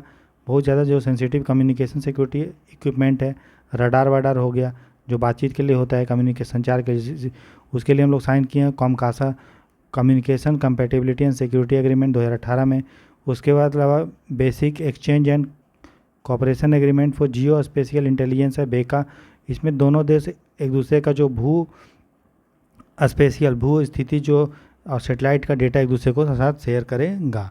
ठीक है, तो ये सारा चीज़ आप ध्यान रखेंगे। ठीक है दोस्तों, तो इसमें सोसा के बारे में पूछा है, कल को जीसोमिया या फिर क्रिटिकल या जो हमारा मिनरल्स सप्लाई जो हमारा पार्टनरशिप था, सिक्योरिटी पार्टनरशिप, उसके बारे में पूछ सकता है, लिमोवा के बारे में, बेका के बारे में। तो मोटा मोटी एक दो लाइन में याद होना चाहिए। आईसेट के बारे में पूछ सकता है। चलिए आईसीईटी क्वेश्चन नंबर 42 है, बोल रहा है स्ट्रेटोस्फेरिक एरोसोल, ठीक है, injection is a propose solar geo engineering method to combat global warming. This technique aims to mimic the effect of which of the following natural phenomena. बोल रहा है अगर हम स्ट्रेटोस्फेयर में एरोसोल डाल देते हैं तो उससे क्या होता है, ये एक तरह का सोलर जियो इंजीनियरिंग टेक्निक है जिसके तहत हम लोग ग्लोबल वार्मिंग कम कर देंगे। मैंने आपको बताया एरोसोल क्या होता है, सूर्य का जो प्रकाश आएगा उसको रिफ्लेक्ट करके वापस भेज देगा और पृथ्वी हमारी क्या रहेगी दोस्तों, उससे ठंडा रहेगी। ठीक है, समझ में आ रहा है। तो ये क्या है हमारा, ये है cooling effect following large volcanic eruption. तो ये किसको कैप्चर कर, किसके क्या चीज़ को हम लोग सोच के ये कर रहे हैं, एरोसोल छिड़क रहे हैं स्ट्रेटोस्फेयर में, कि हमने देखा कि भाई जब हमारा ज्वालामुखी फटता है तो उसके कारण जो एरोसोल निकलता है, सल्फर डाइऑक्साइड ये सब, उसके कारण हमारा एटमॉस्फेयर जो है वो ठंडा हो जाता है। तो क्यों ना हम खुद से जो है स्ट्रेटोस्फेयर में एरोसोल फ्लाइट से या मतलब हवाई जहाज़ से छोड़ दें, उससे हमारा एटमॉस्फेयर ठंडा रहेगा। ठीक है, तो ये सारा जो टेक्निक है या एरोसोल को छिड़कना है ना, जो है आर्टिफिशियल मिरर लगा देना, जिसके बारे में ऑलरेडी हमने देखा भी, हम देखेंगे भी आगे। ठीक है, या फिर छोटे छोटे ड्रॉपलेट छोड़ देना हमारा जो समुद्र के ऊपर, ताकि बादल जो है बने और सूर्य का प्रकाश को वो रिफ्लेक्ट कर दे वापस और पृथ्वी ठंडा रहे। तो सारा जो है उसको हम लोग जियो इंजीनियरिंग टेक्निक बोलते हैं, सोलर जियो इंजीनियरिंग टेक्निक। ठीक, तो आंसर क्या हो जाएगा, बी होगा। तो देखिए दोस्तों, ये जो हम लोग देख रहे हैं कि सूर्य का प्रकाश पृथ्वी पे कम आए, पृथ्वी ठंडा रहे, हम तो अब देख रहे हो हम क्या कर रहे हैं, हम लोग ये नहीं कर रहे हैं कि भाई ग्रीन हाउस गैस कब एमिट हो, एमिशन उतना ही करेंगे, पृथ्वी गर्म हो, हम लोग अपने नहीं सुधार रहे हैं, बस हम लोग आर्टिफिशियल रूप से क्या कर दे रहे हैं भाई, कुछ ऐसा चीज़ कर लो कि सूर्य का प्रकाश ही कम पड़े और आए भी तो रिफ्लेक्ट कर ले। ठीक है, तो उसके लिए टेक्निक यूज कर रहे हैं। तो पहला जो देख रहे हैं, जैसे कि मान लीजिए हमने क्या किया, सरफेस अल्बिडो इन्हेंसमेंट, सतह पे हम लोग कुछ जो है ऐसा चीज़ छिटक दिए ताकि सूर्य का प्रकाश उसे रिफ्लेक्ट करके वापस चला जाए, अल्बिडो बढ़ा दो, है ना। दूसरा कर सकते हैं कि समुद्र के ऊपर जो है, ये समुद्र हमारा है, तो समुद्र के ऊपर हम क्या करें, छोटा छोटा ड्रॉपलेट छिड़क दें, ठीक है, सॉल्ट वाटर ये सब का, ताकि वो क्लाउड बने और सूर्य का प्रकाश आए और रिफ्लेक्ट कर दे और ज़मीन पे जो है सूर्य का प्रकाश कम पड़े, पृथ्वी कब गर्म होगी। तीसरा चीज़ हम लोग क्या कर सकते हैं कि स्ट्रेटोस्फेयर में एरोसोल छिड़क सकते हैं, सल्फर डाइऑक्साइड ये सब और भी एरोसोल, वो क्या करेगा, सूर्य का प्रकाश आएगा और रिफ्लेक्ट कर जाएगा, पृथ्वी पे कम आएगा। चौथा चीज़ क्या कर सकते हैं, सतह पे, सरफेस पे हम लोग मतलब स्पेस पे, अंतरिक्ष में लगा सकते हैं मिरर, ठीक है, आईना, उसे क्या होगा, सूर्य का प्रकाश आएगा, रिफ्लेक्ट कर देगा, कम आएगा। फिर हम लोग क्या कर सकते हैं दोस्तों, जो हाई अल्टीट्यूड सीरस क्लाउड है, मतलब एक तो लोअर अल्टीट्यूड पे जो क्लाउड है उसको आप मोटा कर दो ताकि सूर्य का प्रकाश है रिफ्लेक्ट कर जाए, लेकिन सतह के ऊपर बहुत जो सीरस क्लाउड है, बहुत हाई अल्टीट्यूड पे जो ऊंचाई पे रहता है, उस क्लाउड को तुम पतला कर दो। उससे क्या होगा, सूर्य का प्रकाश जो पृथ्वी पे मान लो आया, अगर वो वापस चला जाएगा, ठीक है, और टकरा के नहीं आएगा तो क्या होगा, हमारा पृथ्वी गर्म कम होगा। तो जो ऊपर वाला क्लाउड है उसको पतला कर दो ताकि सूर्य का प्रकाश आए, पृथ्वी से टकराए, और जो टेरेस्ट्रियल रेडिएशन है जिसके कारण पृथ्वी गर्म होता है और टकरा के अगर वापस आता है तो अगर वो ऊपर में पतला क्लाउड होगा तो जो ज़मीन जो उत्सर्जन कर रहा है टेरेस्ट्रियल रेडिएशन वो निकल के चला जाएगा और हमारा पृथ्वी गर्म कम होगा। तो जो लोअर क्लाउड है उसको गाढ़ा कर दो, मोटा कर दो, थिक कर दो ताकि सूर्य का प्रकाश आए ही नहीं, और जो आ भी जाए वो जब वापस जाए तो ऊपर वाला क्लाउड को पतला कर दो ताकि वो निकल जाए। तो ये सारा मेथड को हम लोग सोलर जियो इंजीनियरिंग टेक्निक या solar climate intervention model method बोलते हैं, जिसके तहत हम क्या करते हैं, पृथ्वी को ठंडा करने की कोशिश कर रहे हैं। लेकिन ये मतलब लॉन्ग टर्म में अच्छा चीज़ नहीं है, क्योंकि ये सब का भी रेस्ट्रिक्शन होगा। अच्छा चीज़ यही होगा कि हम अपना उत्सर्जन जो है ग्रीन हाउस गैस का कम करें और नेचुरल तरीक़ा से जो है वो हम क्या करें, पृथ्वी को ठंडा करें, पेड़ पौधा लगा के, ये सारा चीज़। ठीक है, समझ में आया। तो 42 का आंसर होगा डी। क्वेश्चन नंबर देखते हैं 43, बोल रहा है global dimming the gradual reduction of sunlight reaching earth is primarily caused by which of the one of the following. तो जो ग्लोबल डिमिंग है अर्थात पृथ्वी तक पहुंचने वाली सूर्य की रोशनी में क्रमिक कमी मुख्य रूप से निम्नलिखित में से किसके कारण होती है। नाम से पता चल रहा है सूर्य पर प्रकाश कम आ रहा है। तो अभी हमने देखा एरोसोल के कारण। तो ऐसा पाया गया कि 1950 से लेकर 1980 तक जो एरोसोल आसमान में किसी भी कारण से निकला था, वोल्केनो के द्वारा या आर्टिफिशियल के द्वारा, उसके कारण सूर्य का प्रकाश पृथ्वी पे कम आ रहा था। ठीक है, और ये 1950 से 1980 के दशक में देखा गया सूर्य का प्रकाश अगर पृथ्वी पे कम आएगा तो पृथ्वी पे का जो पानी है वो गर्म कम होगा तो उसका इवापोरेशन कम होगा, क्लाउड कम बनेगा और थोड़ा ड्राउट जैसा कंडीशन रहेगा, सूखा सूखा कंडीशन। लेकिन 1980 के बाद देखा गया कि सूर्य का प्रकाश जो है वो तेज़ी से और ज़्यादा आ रहा है, जो ग्लोबल डिमिंग था उसमें कमी होने लगा। ठीक है, तो बोल रहा है कि जो ग्लोबल डिमिंग है, जो ग्रेजुअल रिडक्शन होता है, सूर्य का प्रकाश पृथ्वी पे कम होता है, वो क्यों हुआ, मेन कारण उसका क्या है दोस्तों। उसका मेन कारण जो है वो है आपका एयर पोल्यूशन। एयर पोल्यूशन के कारण क्या हुआ, बहुत सारा एरोसोल छिड़क आसमान में निकला, उसके कारण सूर्य का प्रकाश जो है कम आई। ठीक है, और 1950-80 के दशक में आपको देख रहे होगे उसमें इन्वायरमेंट पर उतना ध्यान नहीं देते थे। 1992 से हम लोगों ने जब UN अर्थ समिट हुआ, ठीक है, उसके बाद हम लोग क्लाइमेट चेंज सब का बात करने लगे। ठीक है ना, उसके पहले और भी मीटिंग हुआ था। ठीक है, लेकिन मेन जो फोकस हम लोग किए 1992 से, और उसके पहले तो करते ही नहीं थे। 1950-80 तक तो इतना हम लोग पोल्यूशन कर दिए कि साला एरोसोल इतना बना कि पृथ्वी जो है भले आपका पोल्यूशन ज़्यादा हो गया लेकिन सूर्य का प्रकाश पृथ्वी पे कम आने लगा। ठीक है, क्योंकि एरोसोल उसको रिफ्लेक्ट कर देता था। तो आंसर जो होगा 43 का होगा बी। क्वेश्चन नंबर 44 देखते हैं। बोला consider the following statement regarding the inter governmental panel on climate change. IPCC के बारे में है दोस्तों। IPCC एक इम्पोर्टेंट संस्था है ना। ये आपका यूनाइटेड नेशन के अंदर में आता है और ये कोई खुद का रिसर्च नहीं करता है। ठीक है, ये क्या करता है, अलग अलग संस्था जो रिसर्च करती है उसका डेटा को कलेक्ट करके और एक रिपोर्ट जारी करता है। ये खुद से इसका कोई साइंटिस्ट इसमें उस टाइप का नहीं है कि वो रिसर्च जाके कर रहा है। ठीक, इसको जो IPCC संस्था है इसको 1988 में बनाया गया था। WMO वर्ल्ड मेट्रोलॉजिकल ऑर्गेनाइजेशन, विश्व हमारा मौसम संगठन, और हमारा यूनाइटेड नेशन इन्वायरमेंट प्रोग्राम, ठीक है, यूनाइटेड नेशन पर्यावरण प्रोग्राम ने कार्यक्रम ने मिलकर बनाया था। ठीक है, समझ में आ रहा है। तो जो WMO का मेंबर है और जो UNEP का मेंबर है, जाहिर सा बात है वो आपका IPCC का भी मेंबर जो है वो रहेगा। वो राइट ऑर्गेनाइजेशन ऑफ गवर्नमेंट, तो जाहिर सा बात है यूनाइटेड नेशन का मेंबर कौन है, सरकारी मेंबर है। तो ये भी जो है गवर्नमेंट का ही एक ऑर्गेनाइजेशन हमारा है जो यूनाइटेड नेशन के अंदर में आता है। तो ये एकदम सही है, कोई इसमें डाउट नहीं है। उसके बाद सेकेंड स्टेटमेंट है, बोल रहा है it is primarily conduct scientific researches on driver of climate change. मैंने बताया कि भाई ये खुद का कोई रिसर्च नहीं करता, ये क्या करता है, अपना रिपोर्ट को क्या करता है बताइए, ये दूसरे के रिपोर्ट को कलेक्ट करके फिर अपना रिपोर्ट देता है। ये खुद का कोई जो है अनुसंधान नहीं करता है, इसलिए ये वाला गलत होगा। तो कौन सा कथन सही है, तो हमको देखा पहला तो सही है और दूसरा गलत है। दूसरा गलत है तो तीनों ऑप्शन ऐसे ही चला गया। आंसर क्या हो जाएगा 1 और 3। ठीक, फिर बोल रहा है it prepares comprehensive assessment report. हाँ, रिपोर्ट लाएगा ये, जिसको है ना AR बोलते हैं, रिपोर्ट असेसमेंट रिपोर्ट 1, 2, 3, 4, 5 है ना ऑन क्लाइमेट चेंज। तो ये एकदम सही है, आंसर होगा 1 और 3। तो देखिए दोस्तों, अभी ये तक ये 6 रिपोर्ट लेकर आया। पहला रिपोर्ट ये लेकर आया था 1990 में असेसमेंट रिपोर्ट 1, फिर 95 में लेकर आया था असेसमेंट रिपोर्ट 2, 2001 में लेकर आया असेसमेंट रिपोर्ट 3, 2007 में रिपोर्ट लेकर आया असेसमेंट रिपोर्ट 4, 5वां रिपोर्ट आया 2013 में और छठा रिपोर्ट 2021 में। तो ये आपका टाइम पीरियड याद रखिएगा, कोई इसमें पैटर्न नहीं है। ये आया 90 में, फिर 5 साल बाद, फिर आया 6 साल बाद, फिर आया 6 साल बाद, फिर 6 साल बाद, फिर 8 साल बाद। तो कोई पैटर्न नहीं है कि कितने साल बाद आएगा। ठीक है, चलिए नेक्स्ट क्वेश्चन है क्वेश्चन नंबर 45। बोल रहे in the context of climate change consider the following statement. जलवायु परिवर्तन के संदर्भ में निम्नलिखित कथनों पे विचार कीजिए। बोल रहा है net zero refers to the cutting down carbon emission to absolute zero. बोल रहा है नेट जीरो का मतलब है कार्बन उत्सर्जन को पूर्णतः शून्य तक करना। दूसरा बोल रहा है the Paris agreement aims to achieve net zero by 2050। बोल रहा पेरिस एग्रीमेंट में लिखा है कि नेट जीरो को 2050 तक लाना है। जहाँ भी नेट हो ना, तो नेट का मतलब होता है कुछ प्लस कुछ माइनस, तब ना जाके नेट बोलेंगे। तो इसका मतलब नेट अगर है कोई और जीरो आ रहा है, इसका मतलब जितना भी हम कार्बन डाइऑक्साइड को छोड़ेंगे, CO2 को छोड़ेंगे, उतना CO2 अगर हम पेड़ पौधा लगा के या किसी भी तरीक़ा से अगर कम कर लें, तब हम बोलेंगे कि मेरा नेट जीरो एमिशन हो रहा है। ठीक है। नेट जीरो का मतलब ये नहीं है कि हम लोग को जीरो करना है। नेट जीरो का मतलब है जितना हम उत्सर्जन कर रहे हैं उतना हम उत्सर्जन को CO2 को एब्जॉर्ब कर लें।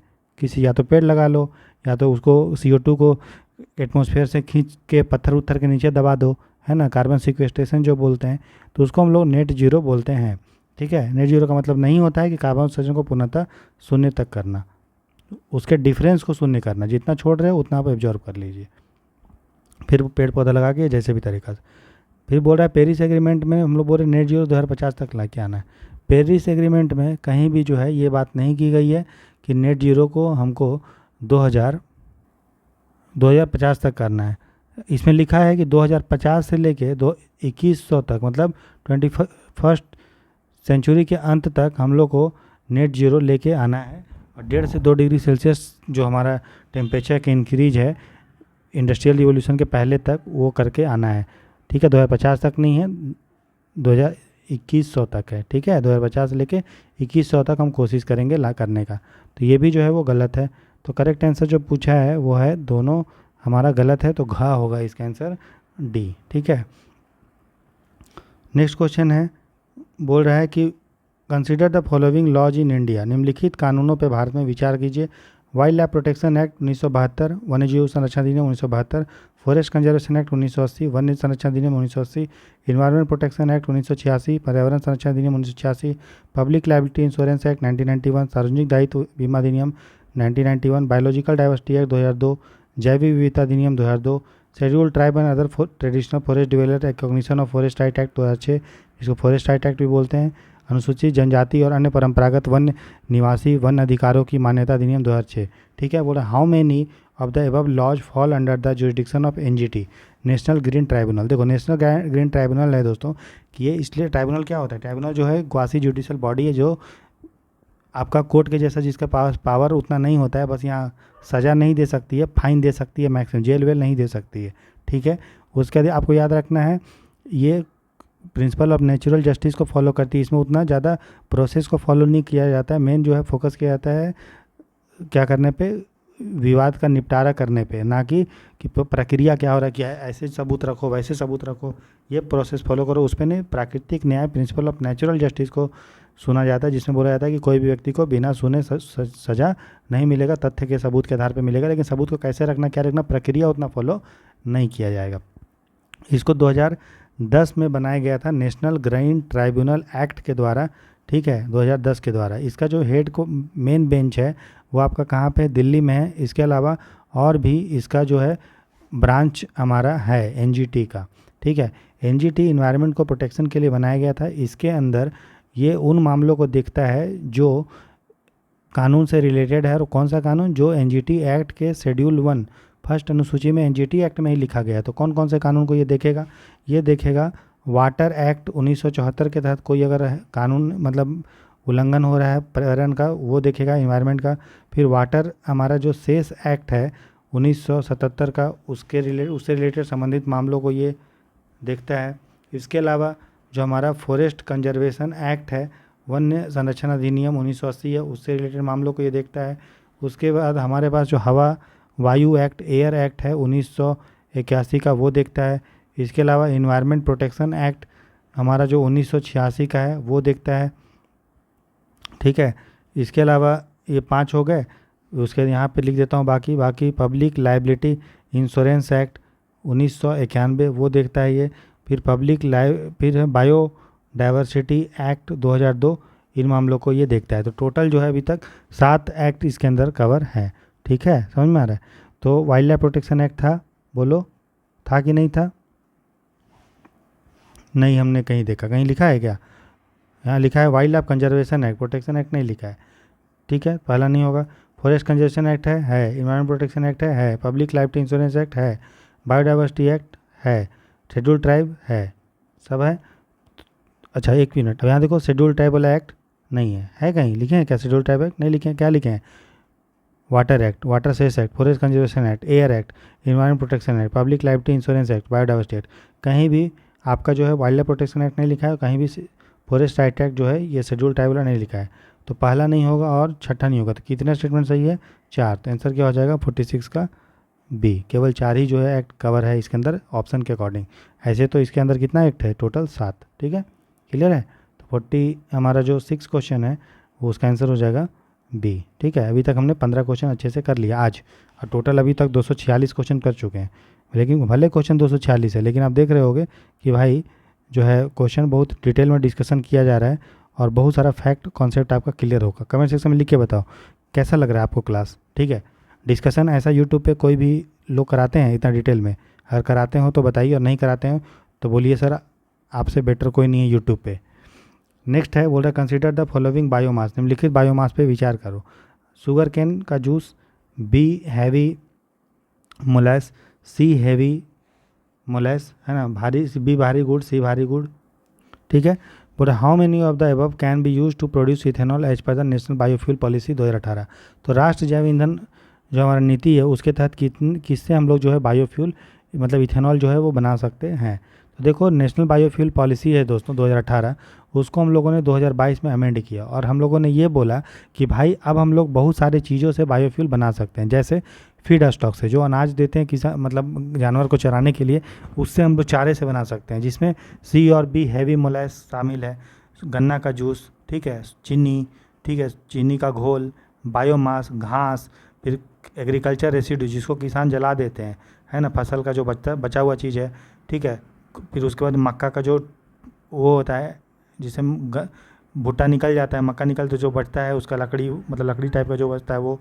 ठीक है, फिर सॉ डस्ट मतलब लकड़ी का जो आरा मशीन में लकड़ी जो काटता है उसे जो चूरा निकलता है वो, और बहुत सारा चीज़ से हम लोग बना सकते हैं। ठीक है, याद रखिए जितना भी वेस्ट है, आलू, सड़ा हुआ आलू से, फूड ग्रेन से, सारा चीज़ जो है उसे हम लोग बना सकते हैं। ठीक है, अलगी से, ठीक है, इंडस्ट्रियल वेस्ट से, सीवीड से, बहुत सारा चीज़ें बायोफ्यूल बना सकते हैं। 2018 में इसको हम लोगों ने चेंज भी कर लिया 2022 के एक्ट के अकॉर्डिंग। ठीक है, तो तीनों का तीनों जो है वो सही होगा। ठीक है, देखिए जो बायोफ्यूल है वो अलग अलग जनरेशन का होता है, 1 generation, first generation, second generation, third generation. इसके बारे में ऑलरेडी हमने इन्वायरमेंट में पढ़ाया है। ठीक है ना, तो जब भी उस टाइप का क्वेश्चन आएगा तो वहाँ पे हम उसको डिस्कस कर लेंगे। वैसे आप थोड़ा सा फोटो देख लीजिए। तो ये जो हम लोग बांटे हैं बायोफ्यूल को अलग अलग चीज़ों में, है ना, first generation, second generation, third generation, वही इस आधार पे बांटे हैं कि हम लोग यूज क्या कर रहे हैं। अगर नॉर्मल चीज़ यूज कर रहे हैं, है ना, तो उसको हम लोग फर्स्ट जनरेशन बोलते हैं, मतलब जो शुरू शुरू में यूज हम लोग करते थे, जैसे सोयाबीन है, शुगर केन है, मेज, मक्का है, जनरली खाद्य पदार्थों का यूज करते थे खाने वाले। लेकिन दिक्कत इससे क्या था, फायदा नुकसान ये था कि हम लोग उसे ईंधन बनाएं या खाना खाएं, वो कॉन्फ्लिक्ट था। उसे बहुत ज़्यादा ज़मीन की भी ज़रूरत पड़ेगी, क्योंकि हम लोग को अलग से अगर ईंधन बनाना है, बायोफ्यूल बनाना है, तो अलग से हमको मक्का उक्का उगाना पड़ेगा, है ना, तो उसे ज़्यादा ज़मीन का ज़रूरत पड़ेगा। ठीक है, और फ्रेश वाटर का भी यूज पड़ेगा। फ़ायदा क्या है कि सिंपल प्रोसेस है भाई, जिसे गन्ना जो खार है उसी से बना लो, कॉस्ट एफिशिएंट है, वेल इस्टेब्लिश्ड भी है, कोई भी इसके लिए इंटेंसिव प्री ट्रीटमेंट मतलब अलग से कोई प्रोसेस की ज़रूरत नहीं पड़ती है। सेकेंड जनरेशन में हम लोगों ने क्या किया, हम लोग इसमें जो है खाने वाला चीज़ को नहीं बनाया, इसमें जो ऑर्गेनिक वेस्ट था, जो लकड़ी फकड़ी या कृषि से रिलेटेड जो उसका वेस्ट हो गया, है ना, स्टबल उस्टबल, उससे हम लोग बनाए, उसको बोलते थे लिग्नो सेल्यूलोसिक बायोमास और other waste stream including industrial waste से। फ़ायदा, इससे नुकसान क्या हुआ कि बायोमास अगर भी है भी जो भी हमारे पास वो भी लिमिटेड है। ठीक है, और प्लस इसको वेस्ट है चूँकि, तो इसलिए इसको ट्रीटमेंट करना पड़ेगा, तब जाके जो है हम उसको बायोफ्यूल बना सकते हैं। फ़ायदा क्या है कि भाई खाने का और ईंधन का जो संकट है वो दूर हो जाएगा। ठीक है, और जो भी हमारा वेस्ट है उसका यूज हो जाएगा। और सर्कुलर इकोनॉमी मतलब जहाँ पे जो भी आप इकोनॉमी में जो वेस्ट होता है, अगर उसका प्रयोग कर ले रहे हो इकोनॉमी में, ठीक है, और वेस्ट को कम कर ले रहे हो, उसको सर्कुलर इकोनॉमी बोलते हैं, चक्रीय अर्थव्यवस्था। जहाँ पे आपको ऐसे मान लीजिए आपने जो है लकड़ी से पेपर बनाया, ठीक है, पेपर, और अगर इस पेपर अगर वेस्ट लिखे हम लोग वेस्ट होकर फेंक दोगे तो कोई बेकार चीज़ है। अगर इसी पेपर का यूज़ करके फिर कुछ बना लो अर्थव्यवस्था में, उसको यूज़ कर लो, तो हमारा अर्थव्यवस्था एक बार घूम गया और एक चक्र कंप्लीट हो गया और हमारा वेस्ट कम हो गया। तो उसको चक्रीय अर्थव्यवस्था बोलते हैं, जहाँ पे वेस्ट को भी रीयूज कर लेते हो, दोबारा से यूज कर लेते हो, और वेस्ट का जनरेशन कम होता है। ठीक, थर्ड जनरेशन बायोफ्यूल में हम लोग क्या कर रहे हैं दोस्तों, हम लोग जो बना रहे हैं वो बना रहे हैं कार्बन डाइऑक्साइड और लाइट के एनर्जी के द्वारा। ठीक है, इसमें अलगी वलगी के द्वारा हम लोग बना रहे हैं। ठीक है, इसमें डायरेक्ट हम लोग जो है कार्बन डाइऑक्साइड को कैप्चर कर लेते हैं।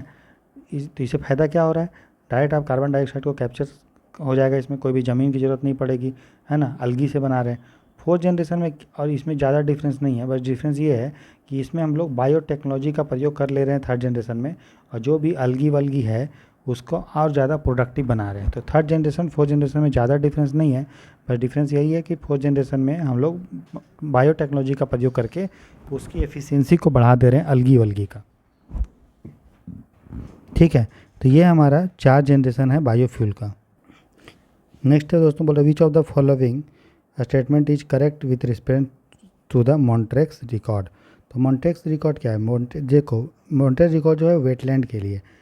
तो हम लोग क्या किए, जो वेटलैंड बहुत ही नुकसान हो चुका है, जिसको संरक्षण करने का ज़रूरत है, जिसमें बहुत ज़्यादा मानव का हस्तक्षेप हो चुका है, टेक्नोलॉजी जो जिसका डेवलपमेंट के कारण पोल्यूशन हो चुका है, उस कुछ वेटलैंड को अलग से हम लोग मॉन्ट्रेक्स रिकॉर्ड में रख के उसका निगरानी करते हैं और उसको अलग से मेंटेन करते हैं। लेकिन ये रामसर साइट का ही आता है। ठीक है, रामसर साइट आपको पता है वेटलैंड के लिए। ठीक है, तो मॉन्ट्रेक्स रिकॉर्ड जो बनाया जाता है, ठीक है, उसके लिए एक कॉन्फ्रेंस ऑफ पार्टी होता है। कॉन्फ्रेंस ऑफ पार्टी होता है 99 conference of contracting party, conference of contracting party है 1990।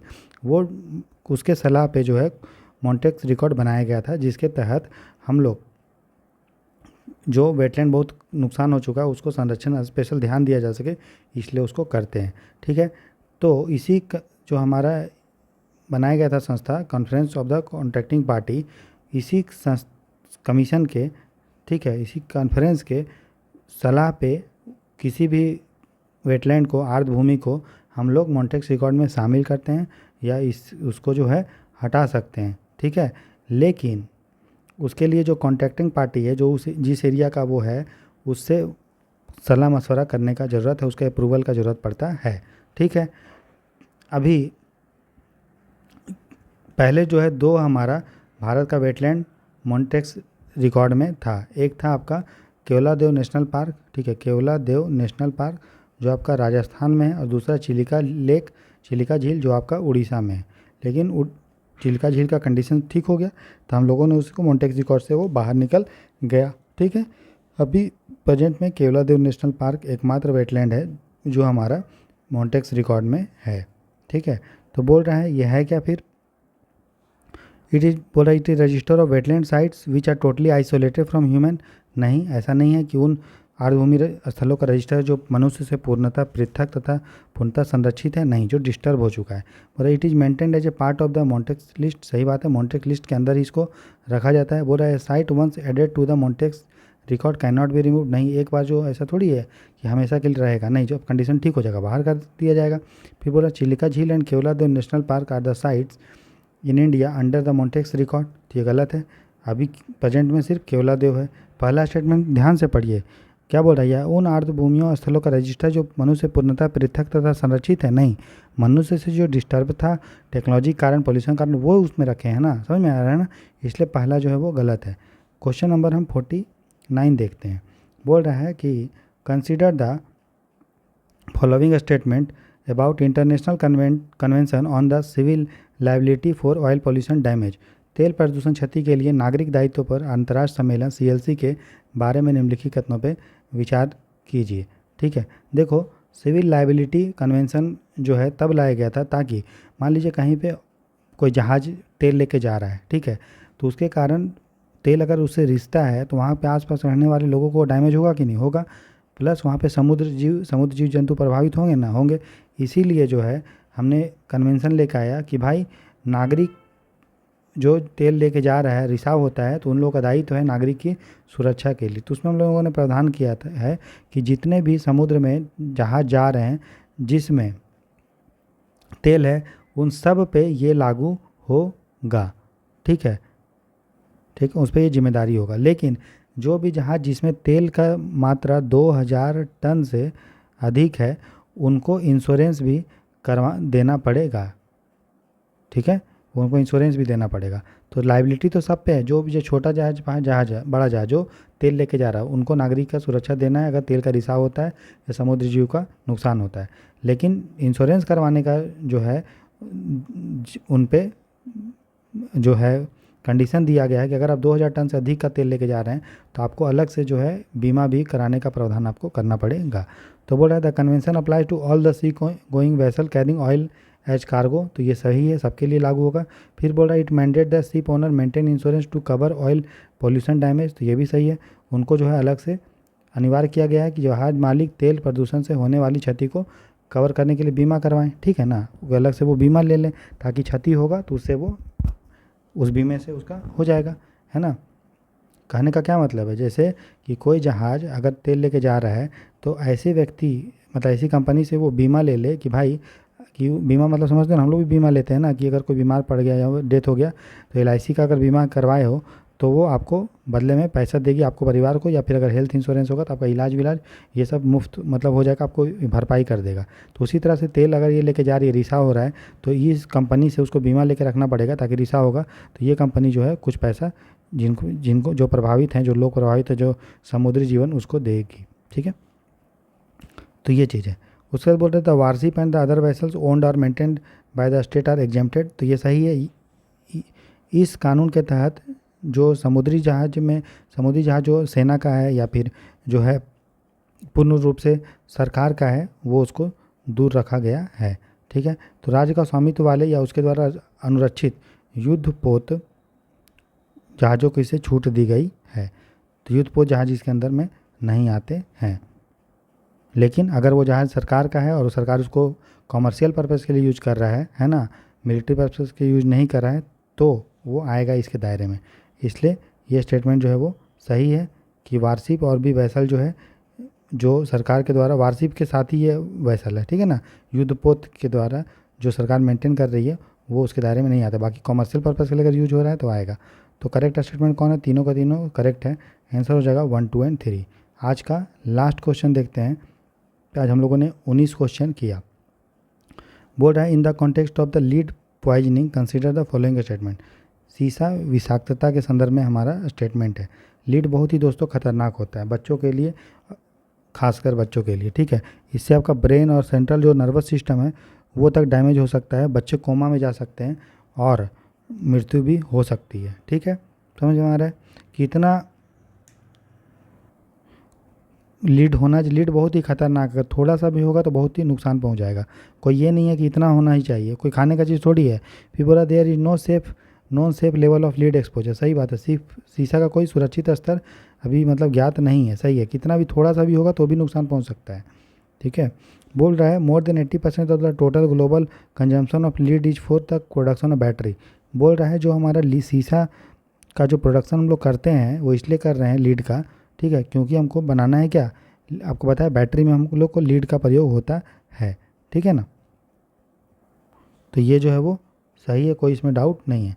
तीसरा बोल रहा है इंडिया है recently phased out the use of lead in paint, बोला हाँ भारत ने हाल ही में पेंट में शीशा का जो प्रयोग है उसको समाप्त कर दिया है, गलत बात। अभी भी पेंट में जो है शीशा का प्रयोग होता है। अभी हम लोग लीड को बैंड किए हैं, किसमें, पेट्रोल में हम लोग लीड प्रयोग बंद कर दिए हैं और डीजल में भी बंद कर दिए हैं, लेकिन पेंट में जो है वो अलाउ होता है, ठीक है। तो ये वाला जो है वो गलत है कि इंडिया ने हाल ही में इसका प्रयोग किस में बंद किया है, पेट्रोल डीजल में। अभी भी अलाउ है किस में, आपका पेंट वेंट में अलाउ होता है, ठीक है ना। तो पूरी तरह से हम लोग फेज आउट नहीं किए हैं। तो तीसरा स्टेटमेंट गलत है। तो ये जो है पूछा कौन सा सत्य है ना, तो तीसरा गलत है। तो ये चला गया 1 और 2। तो आज हम लोग दोस्तों 20 क्वेश्चन किए, हम लोग अभी तक 250 क्वेश्चन तक कर चुके हैं, ठीक है। 50 दो टेस्ट ऑलरेडी 200 क्वेश्चन का कर लिए और 50 क्वेश्चन अभी तक हो चुका है, 250 क्वेश्चन, ठीक। हम लोग का टारगेट है 3,000 से 4,000 क्वेश्चन को करने का, ठीक है। आप देख रहे हो कि आपका डिस्कशन कितना गहराई में डिटेल में और आपको समझाते हुए हो रहा है, कोई हड़बड़ी नहीं है, आराम से हम लोग कर रहे हैं। और प्रीलिम्स में वही काम आता है, आपका जो कॉन्सेप्चुअल क्लैरिटी है उसी के आधार पे आप एग्ज़ाम को निकाल लेंगे, ठीक, जो आपको सिखाया जा रहा है। तो जो लोग चैनल पे हैं लाइक से सब्सक्राइब जरूर कीजिए, ठीक है, बेल आइकन को हिट कीजिए और अपने दोस्तों के साथ शेयर कीजिए, ठीक है। और फिर हम लोग कल मिलते हैं दोस्तों, कल भी हम लोग ऐसे 20-25 क्वेश्चन करेंगे और कल हम लोग थ्योरी भी पढ़ेंगे इकोनॉमिक्स का, जो हम लोग साथ में रिवाइज भी कर रहे हैं। कल का क्लास जो होगा वो थ्योरी का थोड़ा लंबा होगा, कल और परसों, ठीक है। तो अपना ख्याल रखिए। पीडीएफ के लिए आप टेलीग्राम चैनल को ज्वाइन कर लीजिए, जिसका लिंक इस वीडियो के कमेंट सेक्शन में है। और जिस तरह से हम लोग क्लास के एंड में आप मोटिवेशनल आपको एक कोट सुनाते हैं तो वो सुनिए, ताकि आप डेली बेसिस पे मोटिवेटेड रहें और आराम से मन लगा के पढ़िए। तो दोस्तों अब सुनिए मोटिवेशनल एक ऑडियो। कॉन्फिडेंस से बहुत जीती जाती है। ऐसे बहुत सारे लोग हैं जिन्होंने कॉन्फिडेंस के बल पर सक्सेस पा ली और बहुत सारे ऐसे लोग हुए हैं कि जिनमें बहुत कैपेबिलिटी थी लेकिन वो कभी हिम्मत ही ना कर पाए। कॉन्फिडेंस। ठीक है, तो confidence is the key to success. आप पढ़ने में कमज़ोर हैं, ब्रिलियंट हैं, ठीक है, वो उतना फ़र्क नहीं पड़ता। अगर आप में कॉन्फिडेंस है, स्ट्रेटजी सही है, मेहनती हैं, ठीक है, तो आप एग्ज़ाम निकल जाएंगे। पूरा जो यूपीएससी का प्रीलिम्स या मेंस का जो एग्ज़ाम है वो माइंड सेट का गेम है। आप डरेंगे, डर डर के तैयारी करेंगे, कुछ नहीं होगा। हिम्मत करिए और पॉजिटिव माइंड सेट के साथ पढ़िए। बार बार हो सकता है कभी कभी ऐसा इंसिडेंट होगा जो आपको लगता होगा कि हम भूल रहे हैं, कोई नहीं, इट्स नेचुरल है, नेचुरल है। जितना लाइट रहेंगे, हल्का रहेंगे, माइंड रिलैक्स रख के पढ़ेंगे, उतना आपको एग्ज़ाम अच्छा जाएगा, ठीक है। बार बार कभी कभी ऐसा भी होगा, खूब सारा पढ़ेंगे एग्ज़ाम में, आप खुद देखे होंगे कि अगर आप पूरा टेंशन में एग्ज़ाम देते हैं तो आप देखेंगे कि आप सिल्ली सिल्ली मिस्टेक भी करके आते हैं। इसलिए कभी भी जो है पूरा पढ़ाई के प्रिपरेशन के दौरान जब तक आपका सिलेक्शन नहीं होता है तब तक कभी भी अपने इर्द गिर्द जो है टेंशन स्ट्रेस को आने दीजिएगा। वो तभी आएगा जब शांति से आप पढ़ेंगे, ठीक है। बीच में ब्रीदिंग करेंगे, मेडिटेशन करेंगे हल्का हल्का, कभी कभी गहरा गहरा सांस लेंगे, हल्के में सांस लेंगे, ठीक है, और मन लगा के पढ़िए। आपका एग्ज़ाम अच्छा जाएगा, 100% गारंटीड आपका सिलेक्शन हो जाएगा दोस्तों, ठीक है। तो फिर किसी उमंग उत्साह के साथ कल मिलते हैं। कल भी हम लोग लंबा क्लास लेंगे, थ्योरी भी पढ़ेंगे और एमसीक्यू का प्रैक्टिस भी करेंगे। God bless you, good night, take care, bye bye.